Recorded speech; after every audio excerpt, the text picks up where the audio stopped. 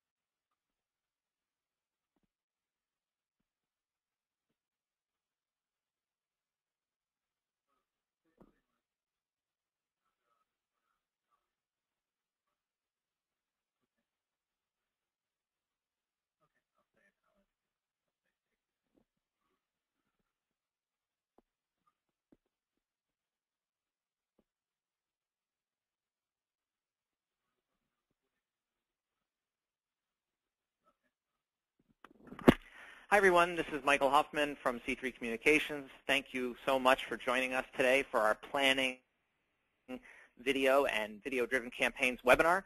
This webinar is based on the Into Focus report, which is the first benchmark guide to nonprofit video. If you haven't yet downloaded this report, you should. There's a lot in there in this report, much more than we're covering today. But today's webinar is the first in a series of 3 where we're really going to talk about implementing some of the things that came out of this report. Today I'm joined by 2 colleagues from C3. Stacy Laterman, our senior producer, is going to be taking over for me here when we talk about some specifics around production planning. And Nasser Asif is here, who will be helping answer questions and facilitate the question answering during the webinar. Nasser is also in the chat window there, and if you have questions, you can write them in the chat window. This webinar is being recorded, and once the recording is done, we will post this entire webinar as a video to YouTube, so you will be able to go back to it or share it with colleagues. So let's get started. Just some background. If some of you were on the previous intro webinars, you've seen a few of these things, but just very briefly about C3. We work with organizations, all kinds of organizations trying to do good things in the world. We create strategy and media and the like, and you can learn more about us at c3.com. The big things that we do here are, in addition to strategy, is develop creative, both web and video. And again, you can see some of the samples of things at c3.com. You might have heard of some of our clients. Let's jump in. So for those of you who haven't seen the report or were on the previous webinar, the reason we're talking about video at all is because it's huge and only getting bigger. So every month, 4 billion hours of video are viewed on YouTube. There's so many of these big numbers that they really are almost impossible to wrap your mind around. But I think we can just look at our own experiences using the internet and know that video has become much more central part of it. When we think about what people are sharing, the links we get, the emails we get, how much of that content has become video and how much time we spend watching video online has grown really across the board in a tremendous way, and it's continuing.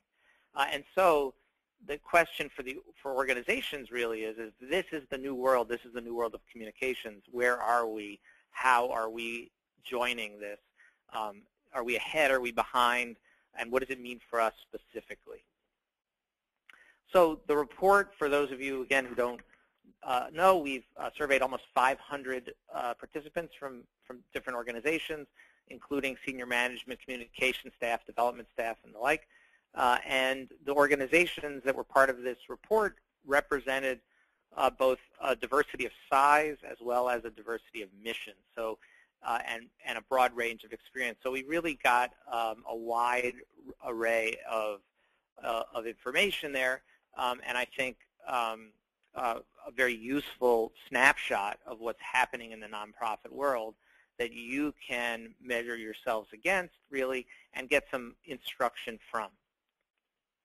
So the big picture, again, the big takeaway here is that nonprofits overwhelmingly say video is critical to their communications, but there's still some uncertainty about how to use it and, in particular, how to measure its impact.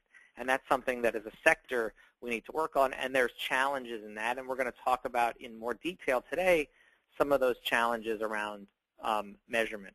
So when we talked about this gap between the value of video and the investment, this is what we're talking about. 80% of organizations are saying video is really important to them.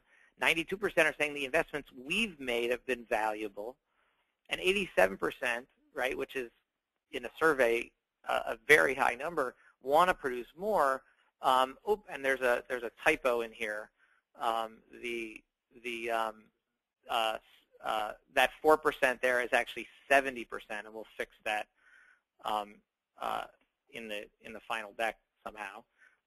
So 70% of organizations think their funds their resources for video will remain the same or decrease. So 87% want to produce more, 92% value what they've done, and only 30% expect an increase in their video budget. So that's a real gap there that is incredible. And what's holding them back, everyone says pretty much says that budget is something that's holding them back. But I think the answer really is more complex than that. And we see that the issue of talent and staff is a big one. So we just don't have people who know how to do this is one of the answers that we got. And I think that's something that's shifting and will shift the same way that it's shifted with all things web, which are only not that old as well. And we've seen staff capabilities around things, social media, internet changing, and we're seeing that same shift with video. But there are some other things that were holding people back, including silos. So organizational silos that mean that some investments in one place don't really get used in other places.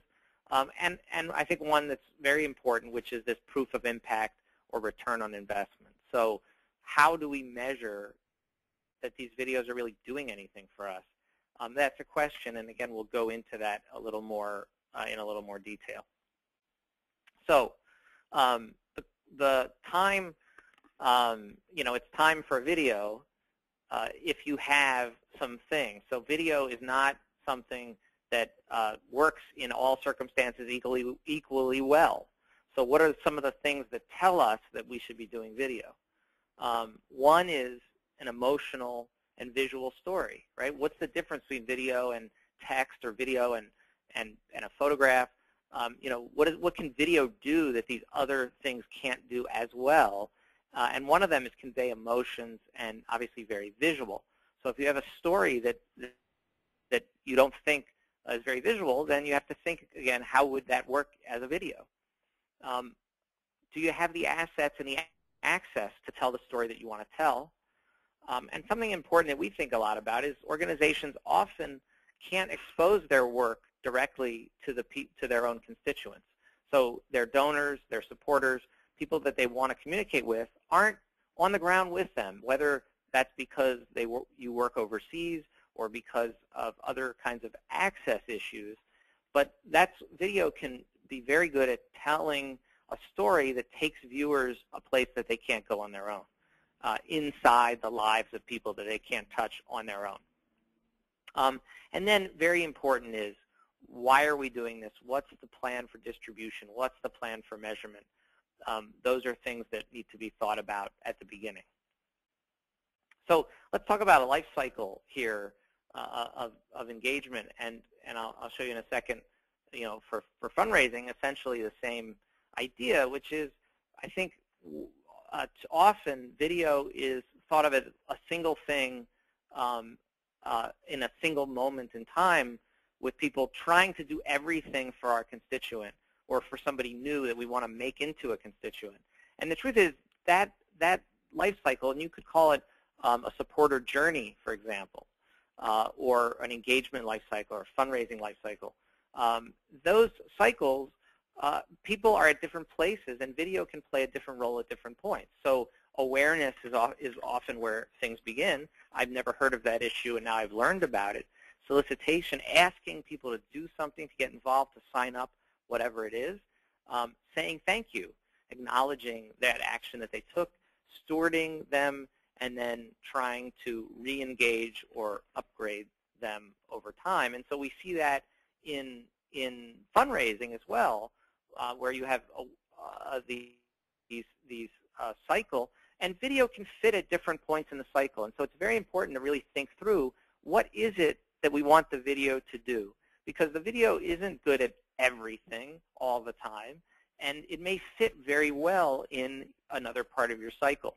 So an example would be a thank you video that effectively makes a donor feel important and makes them feel that they made a good decision about their gift. That's an example of a video fitting into one place in this cycle, but not other places. So one of the big problems that we see around video production and creation is the expectation that that video is going to do everything, when in fact it can't do everything.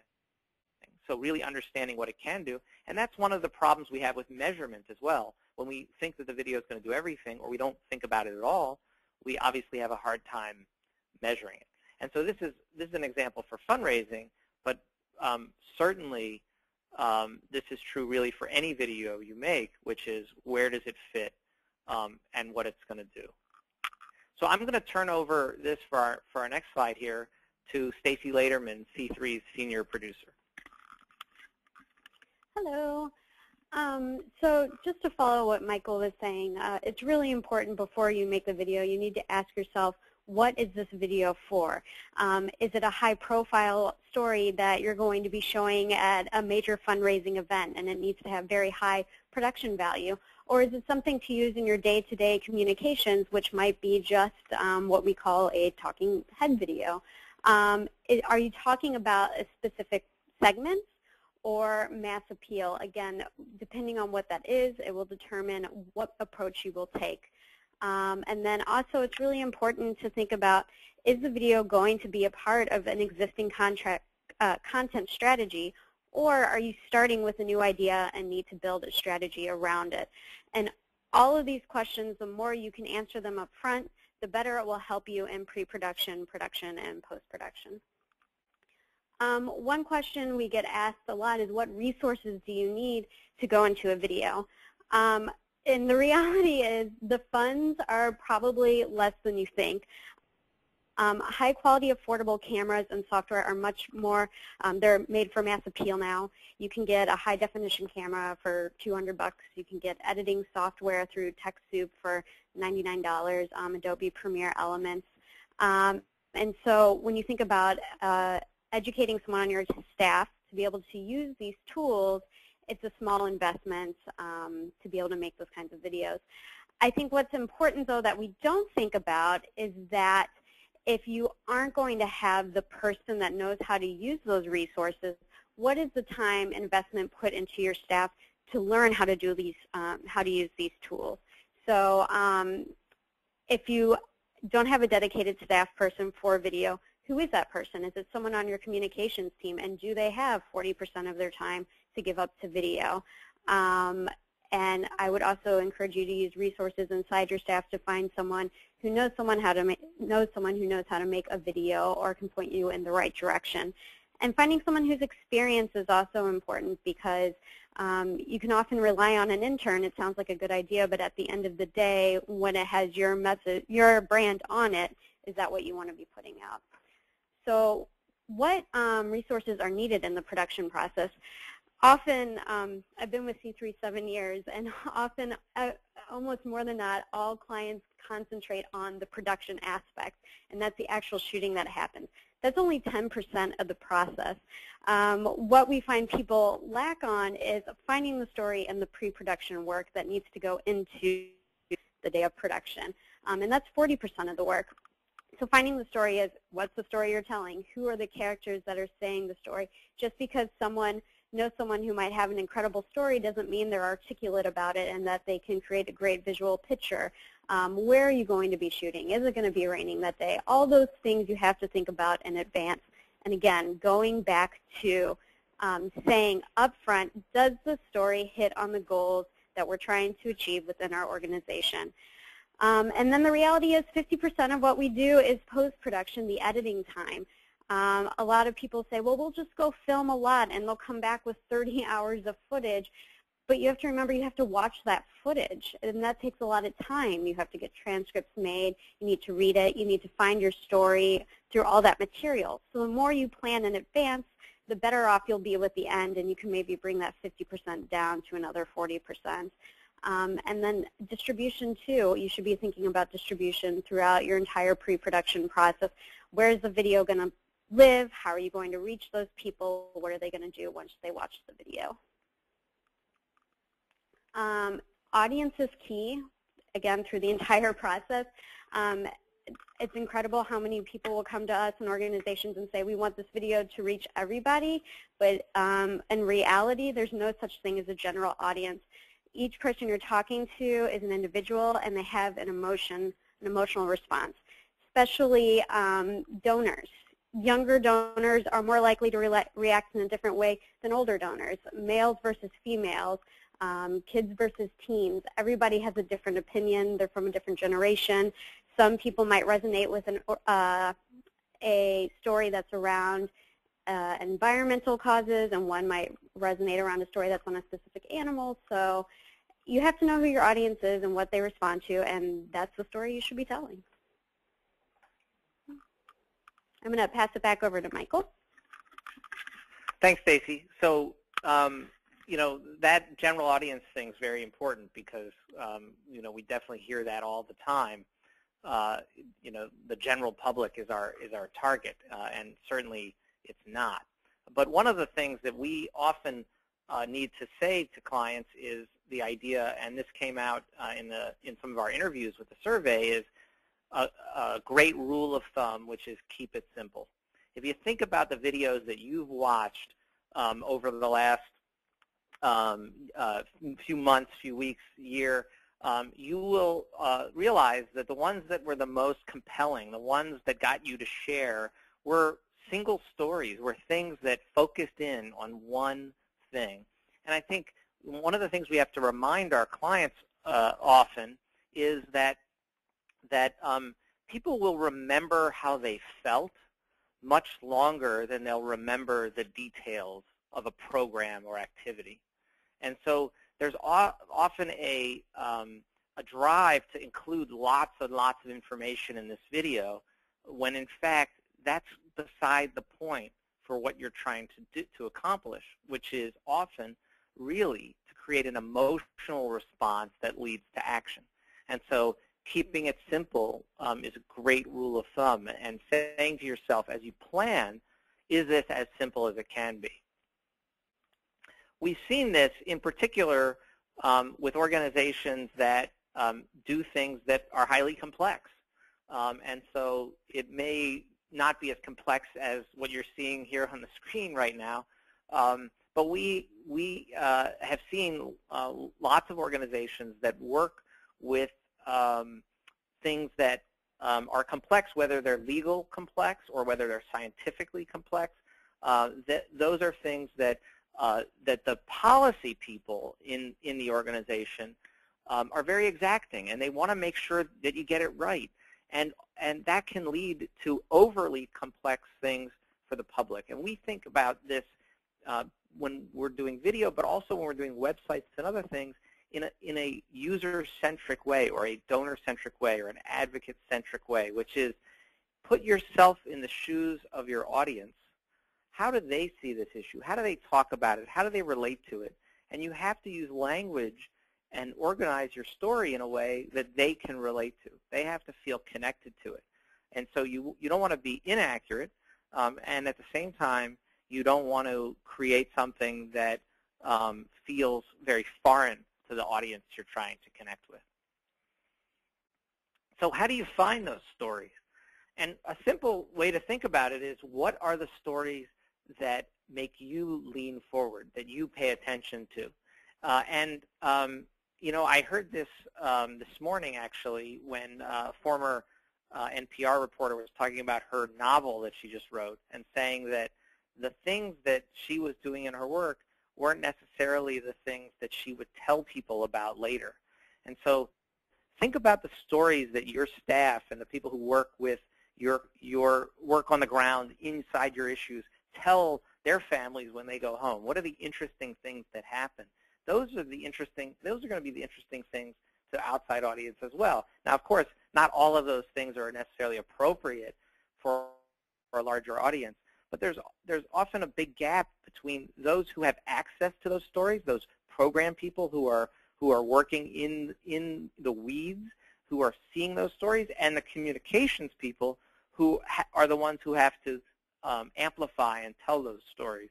And so inside your organization, a question is, how do we close that gap? How do we get a flow of that storytelling happening all the time so that we can find those best stories, so that when we're ready to do a video, we have the material that we need to make that happen?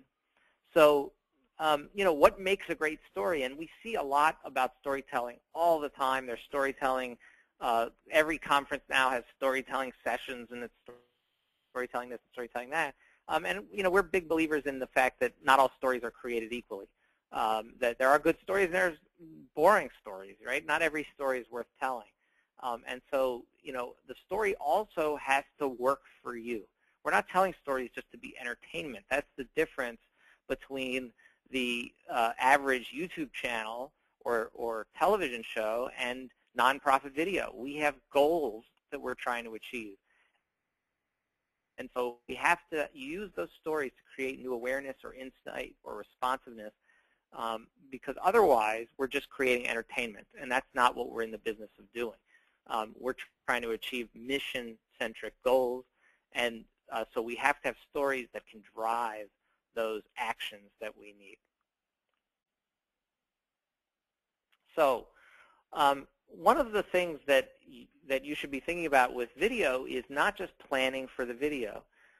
Over and over again, we see organizations choose to make a video, and that video process is something that sits on its own without connection to other communications and planning activities that happen. So you really have to think about this video as a campaign. It's something that has to be out in the world. It has to get there. Who's going to see it? How are they going to see it? We want people to do something after they see it. What do we want them to do? Is it possible for them to do that thing that we want them to do from the place that they're going to see the video? So we need to plan through that entire campaign, and that will sometimes, often, actually change the story you tell and how you tell it. So, so having that sense of why we're doing it, what we want people to do, and how is important to do from the beginning, because you may say, while this story is engaging, this other story is more likely to lead to the actions and activities that we want.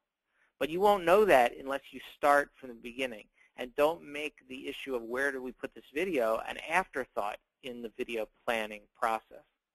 So just like anything that you're working on, you know, it's a multifaceted thing, and you need to have a sense of timing and the strategy around that. And so video can play a leading role in those campaigns. It can bring the work to life. It can set that emotional tone for donations or advocacy actions. It can bring in existing donors. Again, what do you want it to do? How do you want it to do? And who are you talking to while you're doing it?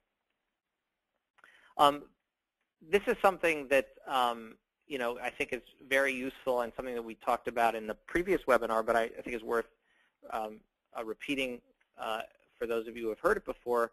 And this is that we're in a world now where video plays a leading role, but we have to understand the whole ecosystem of media and new media that exists in the world in order to best make use of that video. And so this graphic that you see on the screen comes from Edelman, who is our partner in the Into Focus report, and they're the largest independent public relations firm in the world, and they do a lot of thinking about content and conversations, and they think about it this way in this what they call transmedia storytelling. And so they look at this media universe as these four leaves of a clover, and you have traditional media you see up there in the upper left corner, so newspapers and magazines and things like that, and those still have relatively broad reach. And then on the right of that, on the upper right, you have what they call hybrid media. So like Huffington Post, which is sort of like a newspaper, but not exactly like a newspaper. And so they call that hybrid, and that can amplify stories, particularly in social media. And then you have social media, which connect to social networks, which allow individuals to share those media assets and take your content to places you don't have access to by yourself.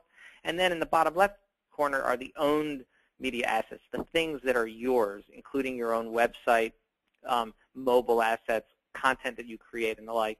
And the two icons on the layered over all of them are, one is search, which is critical for reaching audiences, and the other is video, because video is playing such an important role. So effective strategies across all four leaves here, which include the use of compelling content, which is, we're talking about video, but it's also things like audio and photographs and infographics and text, and as well as the search tools and insights to make sure that the story is discovered and shared.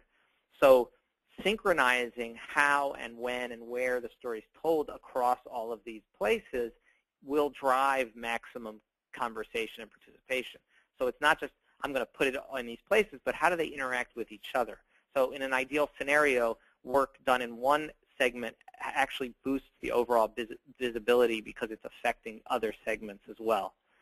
And so another thing we just need to keep in mind is there are still tastemakers and influencers and gatekeepers in the media world. That might be an individual with a lot of friends on Facebook, or it might be an editor of a magazine. But all of them are much more aware about how constituents act, and they're hunting for stories that are clickable and shareable all the time. And so you need to be approaching the development of video with that mindset. Are we doing something that will enhance search and shareability and ultimately action? So really putting that lens on creating video. Who are you creating it for? What do you need it to do? And then when you go through that planning process and say, well, let's think about this story or that story, you got to walk back through that. Is this the kind of story that would be something attractive to those tastemakers and gatekeepers? Is it shareable? Is it the kind of thing that we think will have the impact that we want it to have? Because the truth is that today, the story that's not tweeted or Facebooked or shared in some way, is kind of like that tree falling in the forest. Does anybody, actually really hear it? And so one of the things that came directly out of the report here was a tremendous lack of, often, of having clear goals around video projects.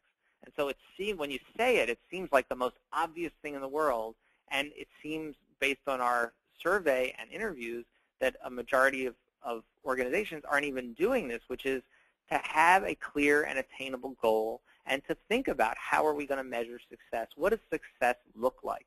That's a really simple question, but it's a question that doesn't get asked all the time. What does success mean, and what does success look like? But I want to say, as we beat ourselves up about not measuring well and those things, it's not so easy. And there are real challenges here around this goal development and measurement that we just have to be aware of and reflect on, and not make it something that keeps us from trying and from moving in the right direction. But one of the some of the challenges here include how does video, if you think about it as a campaign and there's emails involved and there's websites and there's actions and there's video, how do you attribute the actions or the activities to that video? How do you know if the video is the component that actually made the difference or not?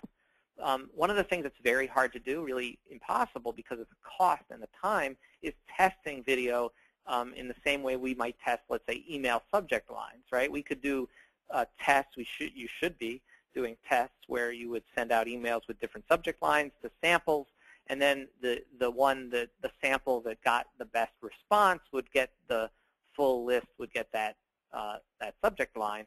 That's a kind of testing that's very hard to do with video. You're not going to create 2 videos to test because that would seem like an incredible misuse of resources, unless there was a way to very simply make some adjustments to that video. And that's something worth thinking about. And then the other thing that's hard, I think, again, unlike some of the other technology tools or email or those things, it's very hard to extrapolate the success or failure of one video to another, right? Videos are very different. So this video is great. Does that mean all video is great? Does that mean all video used in the same circumstances are great? Not necessarily, right? One video could be a great video, and the other video could be a bad video, or a good story, let's say, and a less interesting story. So these are real challenges that we have to acknowledge, and because we're in a world where there's a lot of focus on metrics, and because of the web, we're able to measure much more than we've ever measured before. But we don't want to create a kind of tyranny of the metrics that keeps us from doing anything interesting and creative because we can't put numbers to every aspect of it. So we just have to recognize that.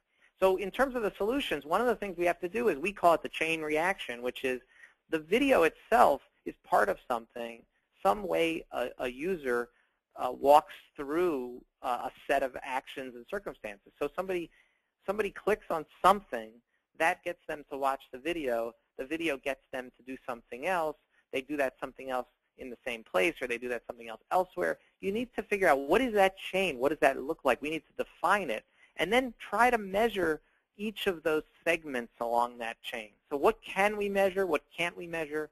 And so sometimes the measurements that we can do have to be a placeholder for the ones that we can't. So we look at that chain and we say, well, this is what we expect to happen when someone watches this video. We can measure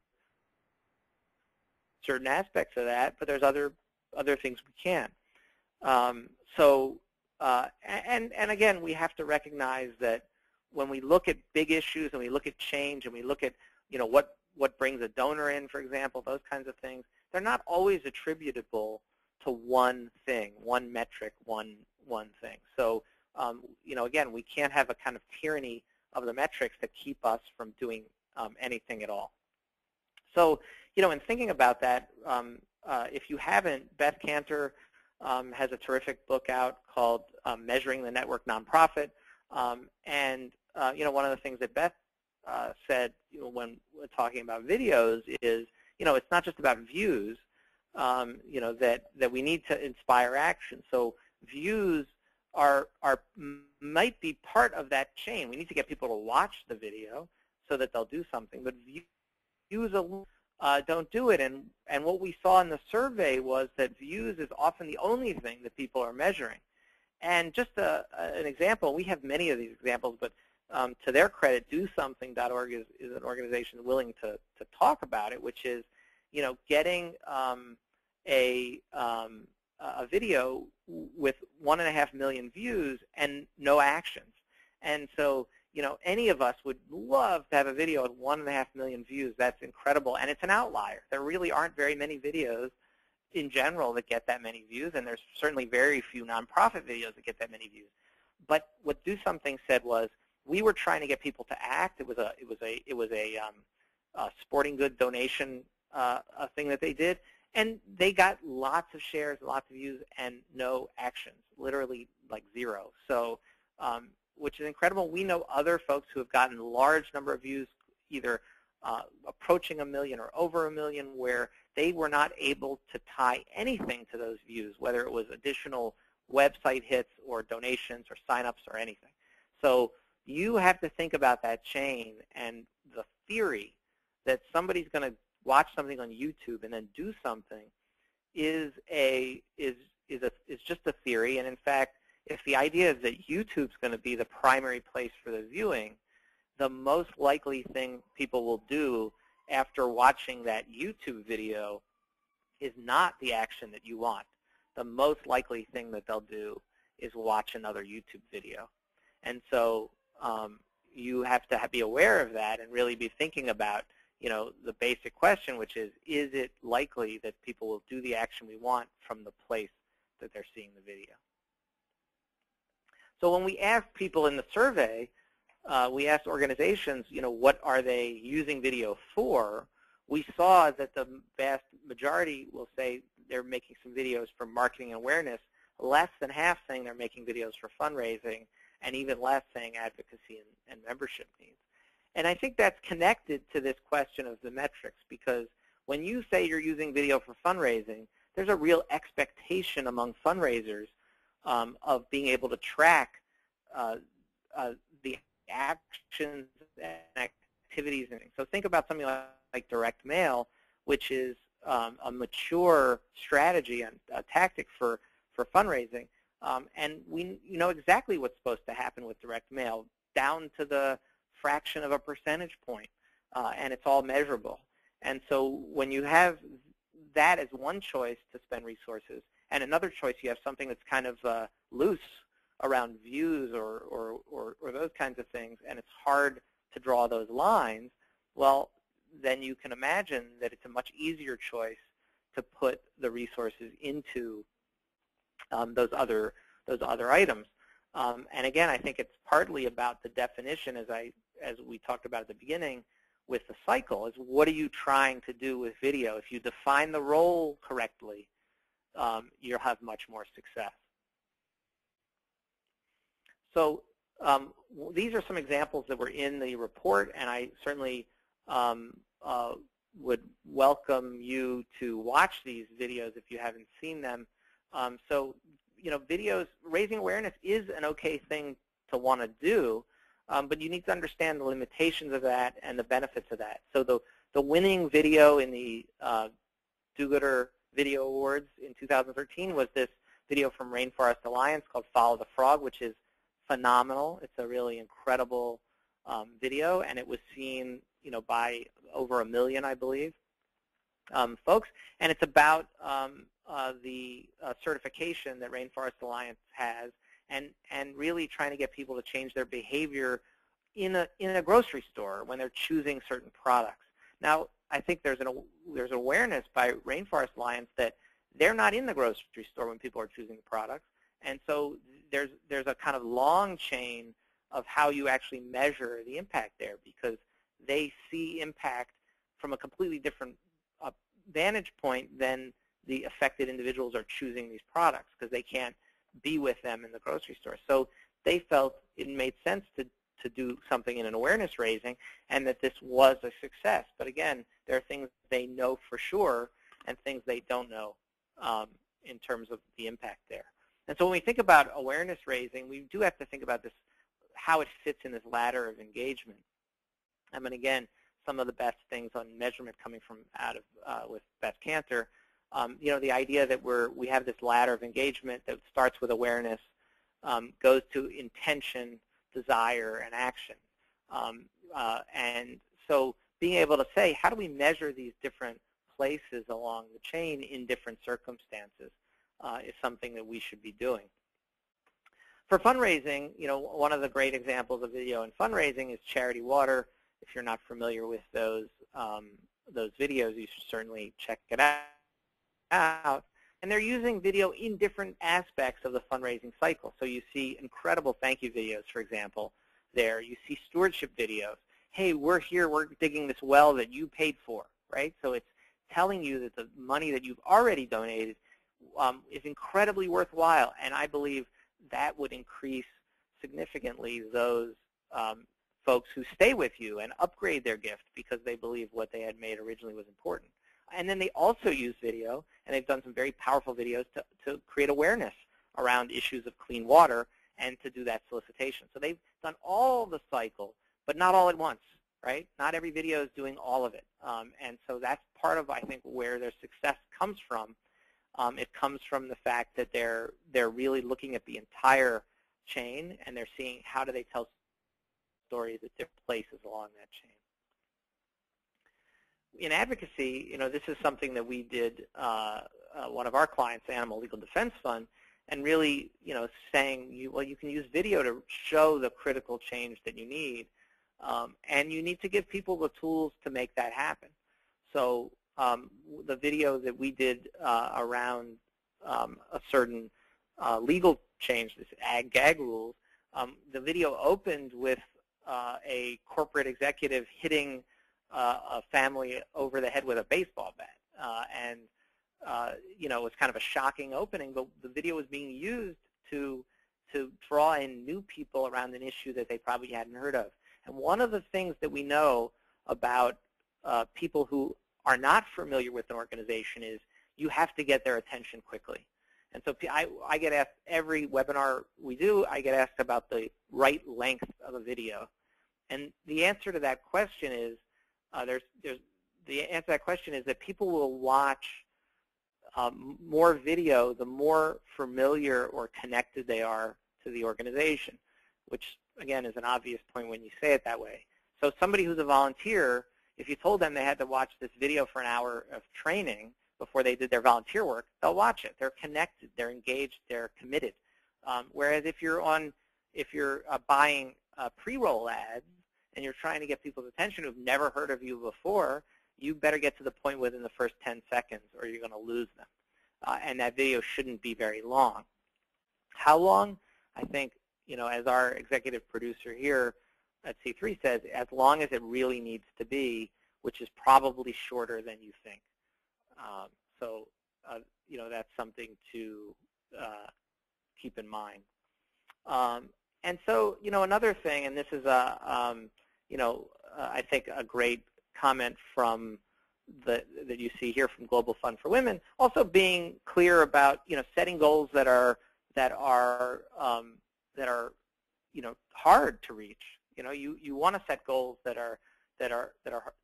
you're stretching to get to at a certain level because you want to be ambitious, and at the same time admitting, hey, what did we do well? How did this work? How did it work compared to other things that we've done is an important question. So when you look at that Follow the Frog video and you see it has over 1 million views, don't start comparing everything you do to that because that's a surefire way to feel inadequate.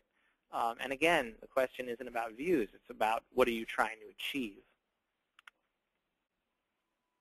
So I'm going to turn the mic here back over to Stacy Lederman, and she's going to talk about a couple of important things related to planning directly around this issue of pre-production and production and post-production. So what do we need to do and what do we need to know around creating these videos? Thanks, Michael. So as we've just listened to Michael talk a lot about the power of video, there's the next obstacle of how do we make a video. And our next webinar is actually going to dive more into the production aspects of making a video, and this is kind of our insight into that. So as I mentioned before, the first thing we really have to focus on and what 40% of the video process is pre-production and planning and more planning. Like everything we do, we plan. So I always keep a handy-dandy checklist of things I need to do. The first thing you need to do is work on a concept even before you script. What is the concept of your video? And what approach are you taking? Is it something that's going to be straightforward with interviews? Are you going to go an animation route because your concept is really complex and you don't have those personal stories on hand? And if you're going to do something more abstract, what is it about? What is the tone? What is the messaging? What is the theme? Once you have internal buy-in from that, you go into your script or your outline process if you're doing a documentary, your talking points that you want people to hit on. And then from there, follows suit. If you're going to be producing a narrative video or a documentary, you have to cast your subjects. And casting can take a long time, especially in documentary. There's a big myth that we just pick up a camera and we go out there and interview people, but that's not really what happens. We spend a lot of time pre-interviewing people on the phone, finding out if their story is really visual as they say it is. A lot of times we tell stories that have happened in the past and they're not actively happening, so how do we substitute out material to make the story seem relevant and current? And then we produce style boards. What is the video going to look like? A schedule, just like if you're planning a campaign, a video has to have a schedule. When are you going to be doing those pre-interviews? What day are you going to be shooting? How long do you need in that person's house when you're interviewing them? If you're doing a day of production, then you have multiple locations. Where are you going to go? And then, of course, post-production, planning out your long 3 to 4 week edit, and when are people internally inside your organization going to be feeding back on all your steps along the way. You have to have that scheduled out. The next thing is when you're shooting, secure your locations and crew. If it's just one person internally, that seems easy, but you might have a lot of other things on your plate. So when can you give your full attention to the video? And then always create a shot list or B-roll that you're going to be working from, again, if you're going in a documentary approach. And B-roll, for those of you who don't know, is the supplementary footage that you show when someone's talking. So if someone's talking about how they've experienced a traumatic injury, and we don't necessarily see them go through that injury, like breaking their leg, you might want to show pictures of them healthy when they were walking, or show their cast, or do a cutaway of just the crutches sitting there with the silhouettes. I often call B-roll A-roll because people are way more interested in looking at images that show the story rather than looking at a talking head who is telling the story. The next part is, I just threw this in here as a little bit of a teaser to talk about the edit process, because again, this is where I feel a lot of nonprofits run into obstacles because they don't plan enough for post-production, which is 50% of the video process. It takes a lot of time to craft a story. Even if you have an outline in advance, you might not always get everything you think you got. Or on the other side, which is something that just happened to me, is you get something you weren't expecting to get and it turned out better than you had hoped. So how do you work that into the story? So really quickly, you start with a paper edit. You write down the things you want to try to assemble. And then you go into your editing software and string out everything that's on that paper edit. Normally, when we try to make a 1 to 2 minute video, our string out starts between anywhere from 5 to 8 minutes, which is really long. But when you string all that material out, you can really quickly see what content needs to be in there and what can go and what's repetitive. From there, you continue to refine your edit into a rough cut, which would probably be more around the 2 minute mark. Your fine cut gets you down to the minute. And the fine cut stage, you start thinking about how you're going to implement graphics, what kind of music are you going to be using, your titling. You can record your final voiceover. And then, of course, your final cut is your final delivery, and it's polished with all the bells and whistles. And the most important thing is don't forget your call to action card. Don't wait till the final cut to be like, oh yeah, we have to have that card in there. That card is part of your story, and you want it to feel, you want it to seamlessly integrate with your story. There's nothing, I watch a lot of videos all the time, and it's very apparent at the end that they're like, oh yes, I need to ask you to do something, and it wasn't integrated into the story all along. So that's very important. And I'm going to hand the mic back over to Michael. Hold on one second. Thanks, Stacy. So, I think this is a preview of the production webinar that's next Tuesday at the same time. And, one of the things that we're seeing that we have to mention is there are new kinds of videos and video usages which break this mold that Stacy's talking about. So, if you're working overseas and you have your iPhone and there's something that you're capturing, by all means, you do that, and you can do that, and it's expected of you to do that today in a way that it wasn't possible before, and that's going to break some of this process pieces, which is okay. And so we're going to really see a whole different levels of video being created. If you're familiar with Vine, there are these 6-second videos that loop. There's Instagram is releasing videos. So there's all kinds of new video things today. And I think it's just like when Twitter came out, blogs didn't die and novels didn't go away. And so with video, the same thing. We're really seeing different layers of types of video. And when we think about the videos that we see, like a follow the frog or whatever, we know that you have to follow good process to get quality videos. So just to wrap up, and we'll go to questions. If you haven't seen the report, you can see it at c3.com/intofocus. You should sign up. There's 2 more webinars, how to produce incredible video, that Stacy is going to be leading next week. And then there's going to be a distribution webinar on July 2nd, which is really about, what are we doing with these videos? What are strategies around distribution that we see that are working? How are they working? And how are we going to do that? In terms of the production webinar, just a note there, whether you're doing it yourself or you're working with outside vendors, you really need to understand the process. Because even when you're working with outside vendors, you need to know how to manage that process well. And the more educated you are about that, the better result you're going to get from those folks that you're working with. So you should be tweeting about this. The hashtag is #IntoFocus. And if you have particular video needs, certainly you should be in touch with us here at C3. So questions. I'm going to turn it over to Nasser to see some questions. You have questions for me or Stacy?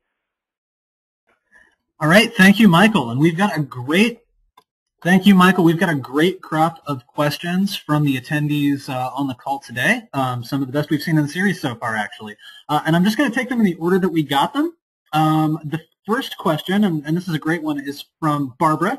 And Barbara asks, with regard to making your own videos, can you comment on the pros and cons of using iMovie on an iPad, iPhone, or Movie Maker on a Surface? I think this is a terrific question for Stacy. Stacy sort of eats and breathes this kind of stuff, and I'm going to pass it on to her.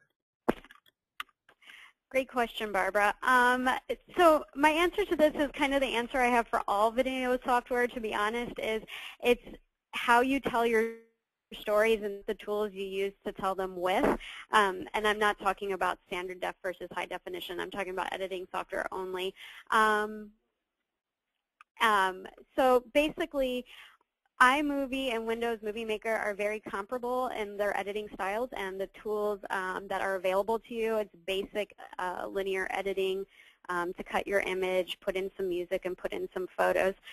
I think what's important is to become comfortable with a software like that, and the more you do video in-house and the more you want to put bells and whistles on is when you should think about upgrading to a different software, such as Adobe Premiere Elements, Final Cut, Avid, Sony Vegas. We don't endorse one particular software, and C3 we use all of them depending on the project. But those programs allow you to do a lot more with your editing and your skills. So again, it's about the story and not the tools that you're using to edit that story with. I would just add, I think it's also about your it's also about your trajectory and your timing around your investment in that. So if it's something that you're going to believe, if you're going to invest in a person to learn over time, have them start learning on something like Adobe Premiere or Premiere Elements, which is the light version of that, because you're going to be able to do much more with that. And so you should start with the thing that's going to allow you to go deep, as opposed to hitting a wall and then having to learn something else. Thanks, Michael. That was great. Thanks, Stacy, also. I'm going to move on to our next question. It's from Alana, and Alana's got a great question, and one that we get all the time. What determines how long the video should be? The story, or people's attention span, or something else entirely? Well, I did mention this in my presentation, which is that there is a relationship between the length and who you're speaking with. So the more, there's a direct connection. The more someone is already connected to your issue or your organization, the longer a video they will watch because they care already. And so someone who has never heard of your issue, never heard of your organization, you're going to have to get their attention much faster. I think, in that world, in the world of people who've never heard of us before, We like to think of 90 seconds as a kind of starting point or framework when we're thinking about video. So, and one of the things you should do is think about the videos that you like, that people are sending you, that you're watching. How long are they? But rules are meant to be broken as well, and the biggest video of the year last year, nonprofit video ever, which was Coney 2012, was 29 minutes long. And so in a way, it's the exception that proves the rule. But as I said, our executive producer says a story should only be as long as it really needs to be.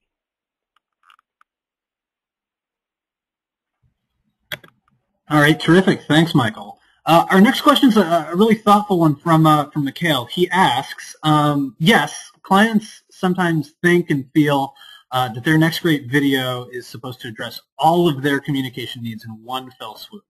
What he asks is, what strategies do you apply during the initial meeting to manage their expectations while still enticing them to pursue the present video project under discussion? That's a terrific question. That's actually one that we run into all the time, and both Michael and Stacy are definitely have some opinions on this one. I'll let them take it from here. No, it is something that comes up constantly, really, which is, in a way, the hardest thing with video is managing people and expectations more than it is these technical things that we get hung up on. And so, the less video an organization does, the more likely they are to want to put everything into that video, right? So if the organization makes one video a year, then everybody wants a piece of that video. And I liken it somewhat to the homepage of a website where everybody wants a piece of that real estate, right? There's only one homepage, so different departments or different issues are competing for that. But I think that one thing I would go into that meeting with is looking at what do we think the best videos are, and having people tell us the best videos, and watching some of those and saying, you know what all these have in common? They're all very focused. They're focused on one small story, one small issue, one small thing. How do we do that? And so you're sort of turning it around as opposed to telling people no and giving people that positive assignment to come up with that one thing. And then it's also about, what are we trying to do with this video? What do we want it to do? One of the things we learned from in our interviews from the folks at St. Jude's was that they use video in a lot of circumstances to create an emotional foundation for donations. So the video itself is not necessarily, a lot of the video they make is not soliciting directly, but it's telling a story that creates an emotional response. So then you say, well, what emotional response do we want? Is this story likely to get it? Are these characters likely to get it? And how do we build on that? Because people, again, will remember how they feel much more than they'll remember all these details of specific programs. Great, thanks, Michael. We've got a couple of really thoughtful questions from Kate. First, Kate asks, can you give us an example of a nonprofit video that did result in an impressive ROI? We'll leave Coney out of that mix. And then a follow-on to that, did Charity Water offer any stats or specific numbers around the ROI in their videos? And for example, did the stewardship video actually inspire donations? And if so, did they share any specific numbers? I'll take that second piece first. We don't have numbers from Charity Water, so we don't know those answers. I know that they track what they can track. I think in the case of Charity Water, we see an organization that really has video and media in their DNA. It's very hard to separate all of their success from their video. It's hard to even imagine their success without all of the video that they're doing. And that, I think, goes to that question of can we directly measure everything and not. And again, I can't answer directly for Charity Water. Lots and lots of videos all the time having tremendous ROI. We showed some of those in the examples in here, again, with the Rainforest Alliance saying, their video performing to the goals that they had set out for it. In the case of the Animal Legal Defense Fund video that we did, video was the best source of views and actions for the advocacy ask, using the video as a pre-roll ad in the new YouTube TrueView program, which is like AdWords for video, seeing that video perform really highly. And so we see, and again, there's many more examples in the report, but we see video performing to goals all the time. And I think a great, back to St. Jude's for a second, they just made a massive investment in video there, and this story is in the report that they added 8 new full-time staff members to their video team, with doubling the size of their video team, getting all new equipment, as well as a whole new editing suite and media management technology. Huge investment, and they did it where they understood the impact of video, but not in the same way that they can measure, for example, direct mail return. But to the degree where they see the trends, they see the impact, because their leadership is often at these events where the video has the impact that it's supposed to have, and then they're willing to make that investment in there.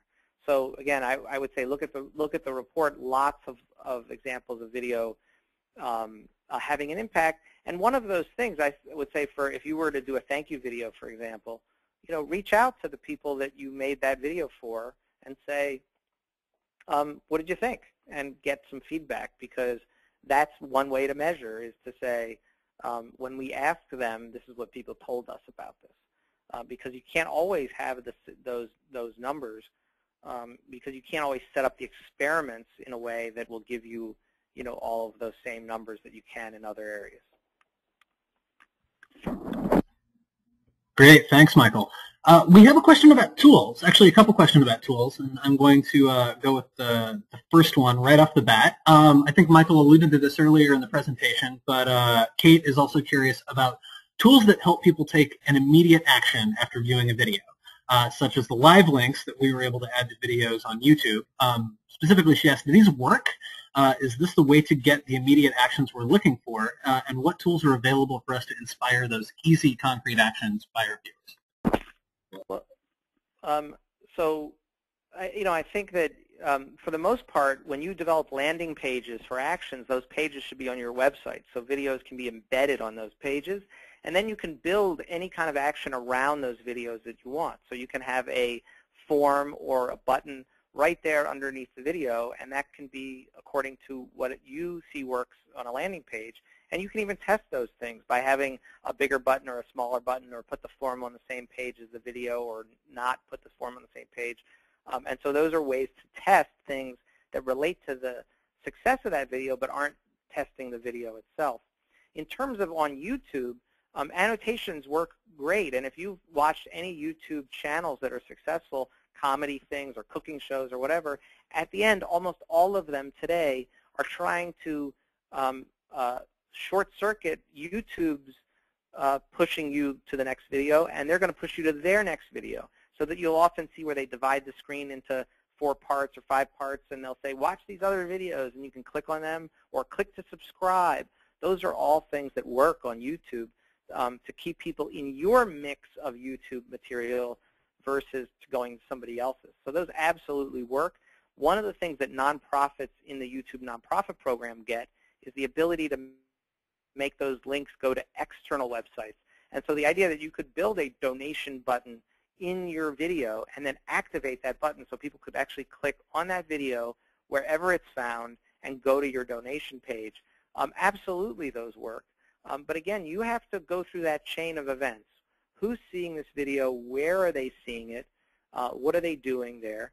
And in the end, you might decide that for our landing page, we're going to use this video in this way. But we're going to upload a new version, a YouTube-specific version, trying to get people to watch a second video afterwards that's going to live on our channel at the end. I think that we're out of time. And you can stay on, and we'll try to answer a couple more questions. And the questions we don't get to, we'll review and try to send out an email or get back to you on those. Great, thanks. So we've just got a couple more questions today, but they're good ones. Here's a more high-level question that we get asked a lot. Amanda asks that we mentioned a gap between program staff on the ground and communication staff. We're actually distributing those stories and building that video media. Any more thoughts on how to carry those stories across the gap between program staff and communication staff? Yeah, that's a challenge. I would think, we've worked with organizations where we've done some story training with program staff and really tried to help them understand their role as storytellers and as people who have access that other people in the organization have. And sometimes it really depends on your organizational culture and the silos that you have. Because in some organizations, the response is, that's not my job. I'm a social worker, or I'm whatever I do, and that's what I do, and I'm not a video person or a storyteller or anything like that. I don't want to have anything to do with it. And one of the things we've seen is that those who are involved, when their stories get to be told and get to live as a video in the world, they get excited about that, and that gets everybody else excited. So I think that's one way to do it. And I think it also starts from the top. It's really a leadership thing, and it starts even at the hiring phase, which is to say, we're in a world of media all the time, everywhere. We're in a world of social media, and in a way, everyone's job involves storytelling and connecting with people. And so setting that tone really comes from the top, and is something that can take time to build that culture. And I just have one thing to add to that. I think it's really important from the communications side to educate the program staff and be there as a resource, and to make sure everybody understands that it's not make it intimidating, and give them the tools they need to succeed as well. It's a team effort all around. Great, Stacy and Michael, terrific points. I'm going to field our last question of the day. However, if you guys have any more additional questions that we couldn't get to on today's call, like Michael said, definitely just email those to us, and we'll make sure that we catch up with you after today's time. Our last question is another one from Mikhail, and it's definitely one for Stacy as a producer to answer. He asks, at what stage in your post-production edit process do you release a version to the client for their feedback? Do you do it at the very end, final cut, and then make changes if needed, or do you do it prior to the final cut at the end of the road? Great question. So at C3, excuse me one second, we show the video 4 times to our clients, actually. We involve the client at the rough cut stage, the fine cut stage, the final cut stage, and approval. And we have a very specific process that we follow that talks about what kinds of things our clients should be looking at what stage in the process. So we handhold a lot. If we were to do all the work to have a final product and then show it to the client, it is way more effort to go back and correct everything.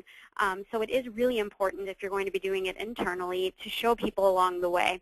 When they view a rough cut, say, hey, look, music's temporary, the voiceover in there is mine, it's not going to sound as high-pitched, or the edit's really long and I need your help and input on what content can go and what can stay.